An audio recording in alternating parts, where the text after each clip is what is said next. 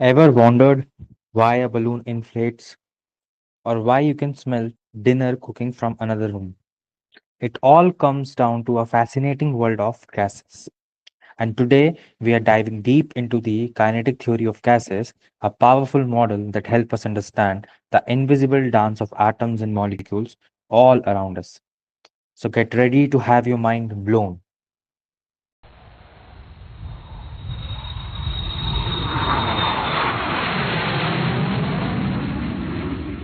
So exactly what is a gas?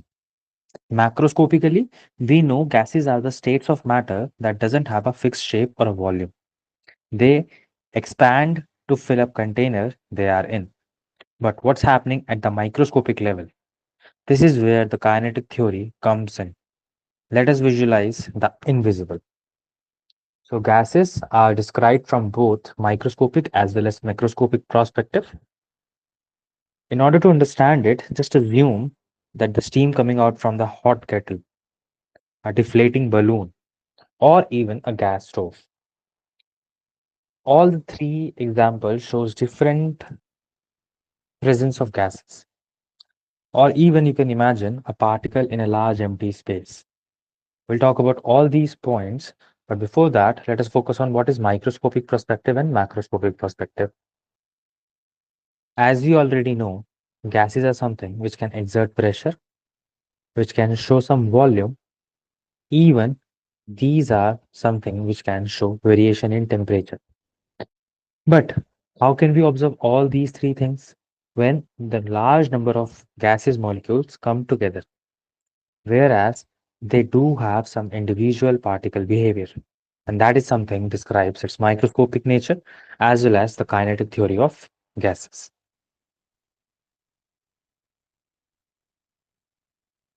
So the core idea of the class is in order to understand what are the postulates of kinetic theory of gases. Let us understand each and every postulate and visualize how gases actually look. Kinetic theory of gases is built upon a few fundamental assumptions or postulates. Let's break them down. The first postulate says, just imagine a countless tiny billiard balls constantly zipping around in all directions. That's essentially what gas particles are doing right now. So the postulate says gases are made up of large number of tiny particles, and these tiny particles are nothing but atoms and molecules. And the most important part, they are in constant random motion. Again, you can think of a vast empty stadium with only a few tiny marbles rolling around. Most of the space is empty, right? Same for the gases. Second postulate says that the volume occupied by the gas particle themselves is negligible. So therefore, they hardly occupy any space or volume compared to the volume of the container in which we have actually kept them. Now, this is crucial. Elastic means no energy is lost during the collision. They just bounce off each other like a super bouncy rubber balls, maintaining their speed. The postulate says the particle undergoes perfectly elastic collision with each other and with the walls of the container. So there is no loss in energy.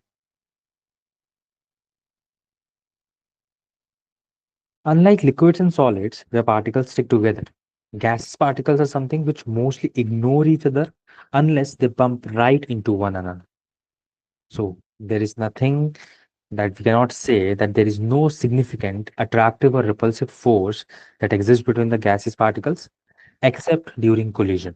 Because during collision, there might be a possibility that they do react and form a new molecule.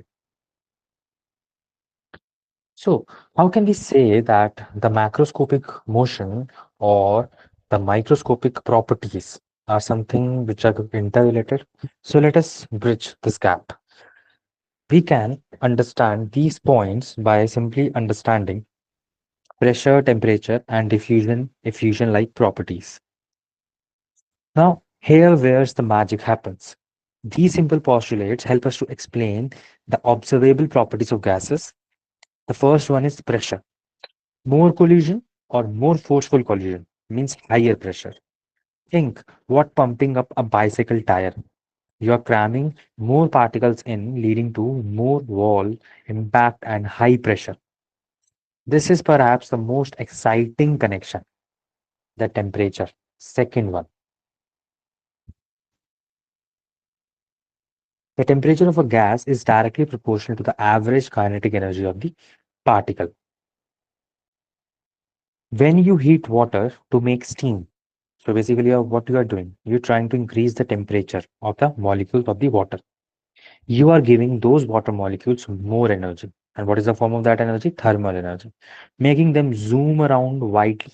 And this is the reason why we see that the steam moves faster in the air as we are boiling water.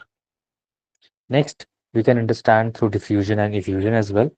The random motion of a gas's particles also explains why smell spread out, that is diffusion, and why gases are escaped through tiny holes, that is called effusion. So if you open a perfume bottle, the scent eventually reaches your nose because the perfume molecules are constantly colliding and spreading out. So these shows that the macroscopic properties like pressure, temperature, and even volume are something which is associated with the microscopic motion of the gaseous particles.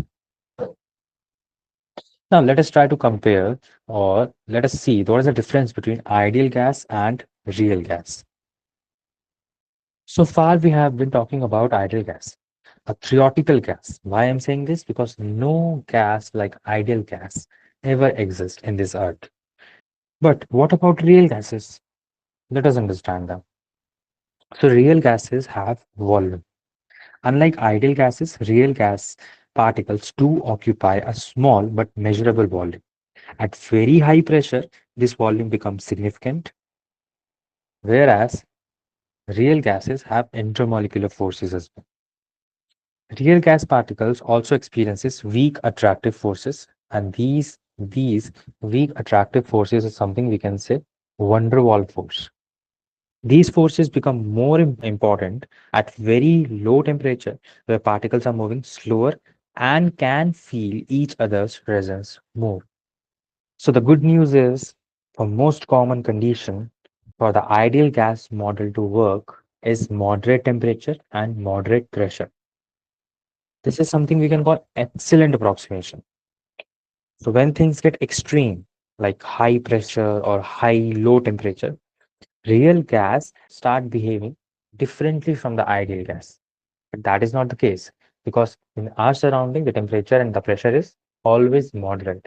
So every gas can behave like an ideal gas. And this is where we actually use them to understand that how gases behavior help us in different fields. So the question is, what are the applications and the importance of ideal behavior of the gases? So let us see some applications. So first we have is engineering. In engineering, the designing of engines and turbines, also to understand the airflow in buildings. This is something on which engineers completely rely on, kinetic theory of gases. Next, we can have this meteorology as well, in which we all know that in today's time, we have that weather forecasting and we can access this like very easily throughout wherever we are. So understanding atmospheric pressure and temperature changes is crucial for accurate weather forecasting. Then in chemistry also, it's a fundamental to understanding the reaction rates, equilibrium, and behavior of chemical system involving gases. So again, another important application. Then in our everyday life, we have also witnessed some of the few applications of this kinetic theory of gases. The first is shaving cream. So shaving cream is when it is inside the bottle, it is at high pressure. So because of the high pressure, it is in some liquid form. But when it comes out of that container, it becomes foam, or you can say that that is something we call aerosol. So these are something aerosol sprays, which are again best explains the kinetic theory of gases. Similarly, in winters, we generally see that the tire loses pressure. So if you are not aware of it, just ask your parents. They might drive and they might know this thing. So kinetic theory of gases are something which have like really large number of applications, and we are using it like very commonly in everyday life. So again, we can recap the whole topic which we have seen so far. Gases are composed of tiny, constantly moving particles. The very first point. These particles have negligible volume compared to the space they occupy. Then they move randomly and collide with each other and the container walls. But the catch is the collisions are perfectly elastic. That is no energy loss. The average kinetic energy of the particle is directly proportional to the absolute temperature. So I'm not going to talk about the ideal gas mathematically. I will talk about the same in some another video. But here you need to understand what are the postulates of kinetic theory of gases. It is a testament to how the understanding the microscopic world can unlock the secrets of our macroscopic universe. So, if you found this video helpful, give it a thumbs up and share it with your friends. And don't forget to subscribe for more exciting science videos. What other physics topics would you like me to explain next? Let me know in the comment below. And thanks for watching and stay curious.